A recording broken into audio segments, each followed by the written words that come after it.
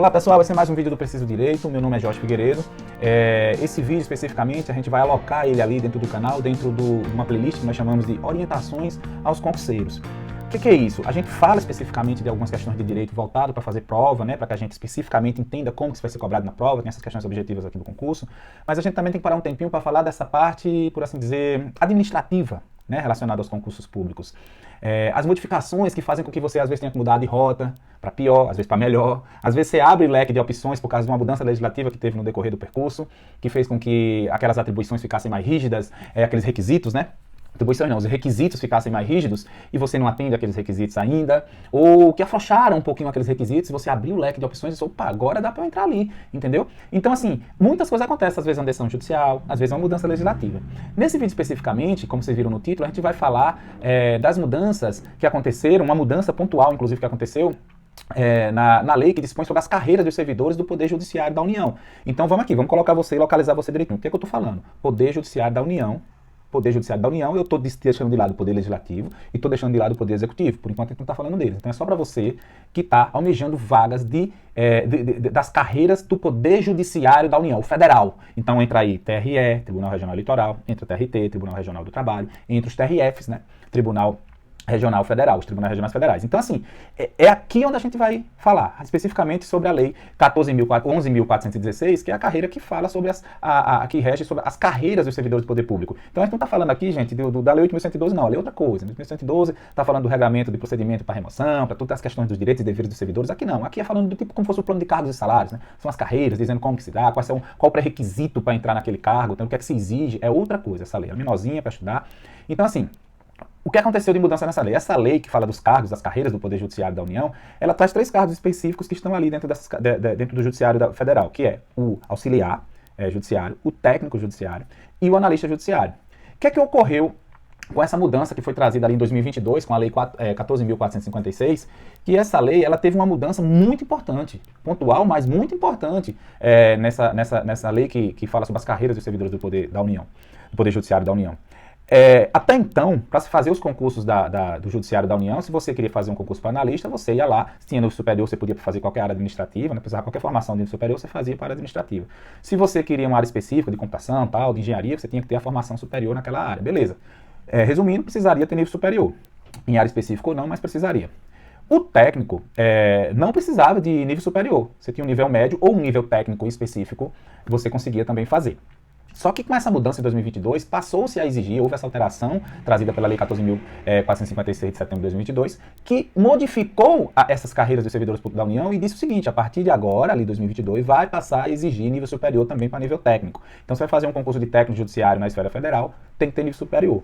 Isso bagunçou a vida de muita gente que estava ali estudando, na iminência de concurso sair para poder fazer, porque esses concursos da esfera federal estão saindo a todo tempo. Então tem muita gente estudando ali na fila e do nada uma mudança dessa faz com que você tenha que mudar de rota, ou correr atrás para fazer um tecnólogo, acabar um nível superior às pressas para poder continuar seus estudos, ou mudar de rota e fazer os do nível, os dos tribunais estaduais, que até então não foram atingidos por isso, tribunal estadual, ou mudar para o executivo, ou mudar para o legislativo, mas a carreira, que muita gente tem um sonho de entrar, até como técnico ali, no Judiciário Federal, ela teve no mínimo que ser adiada, para quem não tinha o pré-requisito do nível superior, né? Então essa mudança aconteceu e ela está em vigor até hoje. Hoje, para se fazer esse concurso, precisa. Inclusive tem concurso aberto aí agora com essa exigência, porque a lei modificou e passou a ser exigir para nível técnico. Quem estava lá dentro gostou, porque já vislumbra uma mudança mais na frente de valorização da sua profissão. Quem estava lá dentro enquanto técnico, porque o analista, a gente vai ver aqui na frente, que não gosta nada dessa ideia, se sente ameaçado.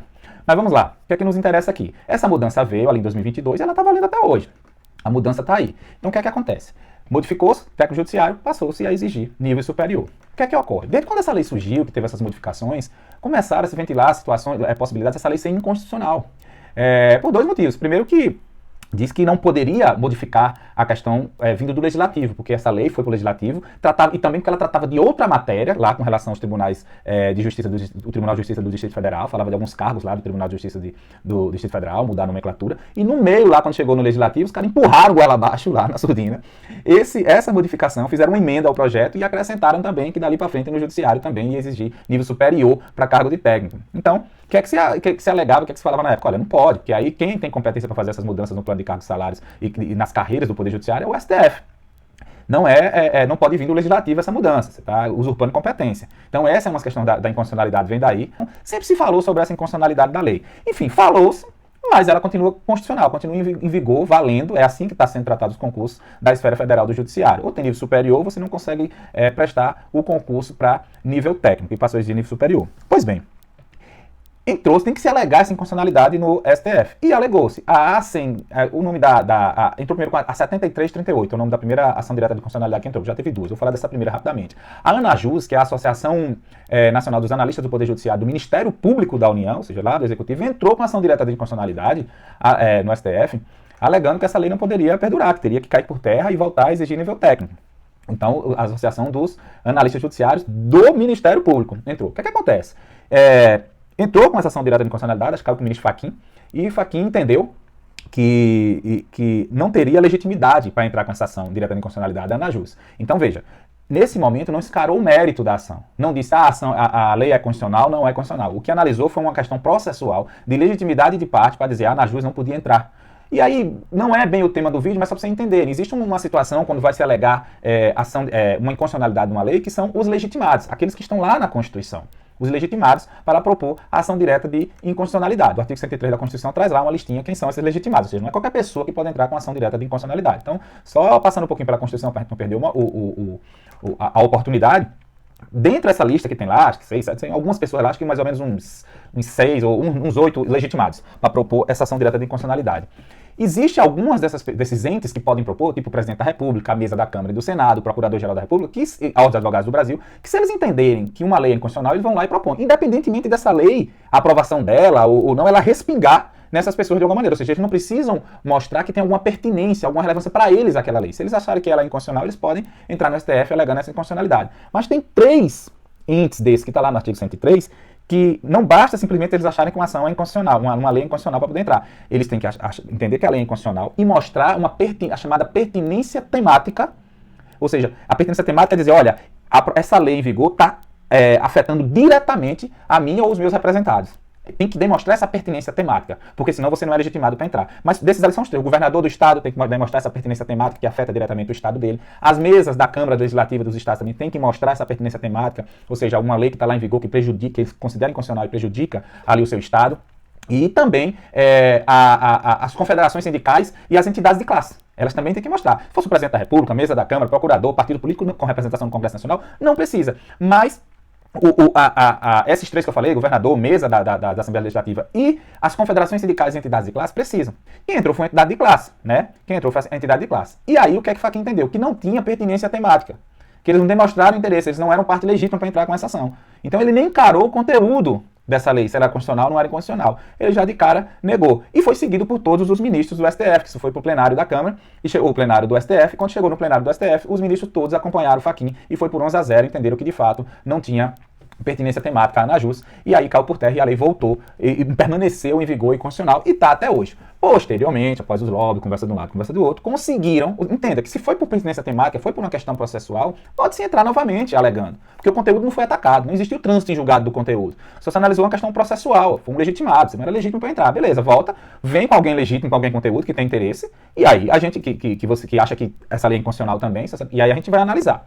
O que é que ocorre? Passou-se o tempo e agora, recentemente, o Procurador-Geral da República, que é um dos legitimados, e ele não precisa demonstrar pertinência temática, são considerados legitimados universais, presidente, procurador, partido político com representação no Congresso, eles não precisam mostrar pertinência temática, eles são chamados os legitimados universais. Os outros 3 que eu falei são legitimados especiais, eles precisam demonstrar essa particularidade. Então o Procurador da República, Geral da República, não precisa.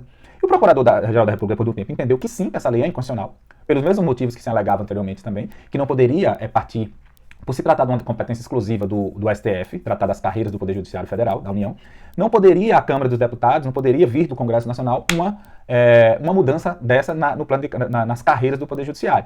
E por isso que ela é inconstitucional, por esse vício de competência.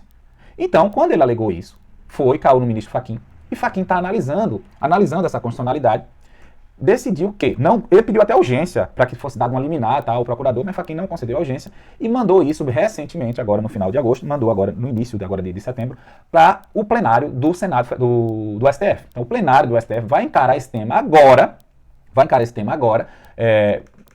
vai entrar no conteúdo agora dessa lei para dizer se ela é constitucional ou não é constitucional. Há uma tendência muito grande que o STF considera ela inconstitucional, às vezes ainda nem entrando no conteúdo em si, mas também alegando um vício de iniciativa, ou seja, quem podia iniciar essa lei, a maneira como ela foi feita foi errada, não podia vir do Congresso Nacional, tem que ser, a iniciativa dela não podia se dar lá no Congresso Nacional. A iniciativa dela tem que ser, por causa da competência absoluta do STF. O STF quem tem que iniciar esse procedimento, quem tem que dar o pontapé inicial, entendeu? Então, é essa tendência de acontecer agora no plenário virtual. Enfim, quando que isso vai ser, não tem data certa, tá? Para o plenário decidir. Então, isso pode mudar. O que é que acontece? Se decidir que, de fato, a lei é inconstitucional, essa lei vai sair do nosso ordenamento jurídico e vai retornar ao estado de antes. O estado de antes. E vai voltar a exigir tão somente ensino médio ou técnico equivalente para o cargo de técnico judiciário dos técnicos judiciários da União, das carreiras da União. Entendeu? Então, assim, a gente está nessa expectativa, eu chamo esse vídeo aqui, pode ser o 01, a gente vai continuar acompanhando. Por enquanto, a gente exige o superior, mas há uma probabilidade muito grande do plenário da Câmara, do STF, entender que, de fato, ela é inconstitucional por esse vício de iniciativa. E aí, depois que considerar inconstitucional, vai rolar para ver se outras pessoas, se o STF tem interesse em fazer isso, se ele dá o pontapé inicial ou não. Ou vamos esperar, né? O judiciário a gente tem que entender, vai ver uns entendimentos aí dizer que não, que de fato poderia fazer, né? Porque há uma alegação que há como foi, a lei era com relação a falava de cargos, tal, mesmo que cargos vagos ali no Distrito Federal. Então poderia sim a Câmara dos Deputados emendar e falar ainda sobre cargos, mesmo que na esfera federal ali, na questão do judiciário, que não tinha problema nenhum entrar nessa esfera. Então há essa alegação, vamos ver como é que os ministros entendem. Mas o fato é que hoje, para prestar um concurso público na esfera federal do judiciário, você precisa ter nível superior, não só para analista, você precisa ter nível superior também, por enquanto em qualquer área, também para o nível técnico judiciário. Então, mais isso, vamos ver aí o que é que o plenário vai entender, se vai voltar ao estado de antes, vamos ficar acompanhando, assim que sair lá essa votação no plenário, a gente vem aqui ou faz um vídeo para falar sobre, simplesmente só noticia para vocês, me das notícias aí do YouTube, para que você fique atento. A gente torce, eu mesmo torço para que abra esse leque e dê a oportunidade para quem está estudando para fazer sem necessidade específica do nível superior, você já tem um analista, não tem problema ter o técnico.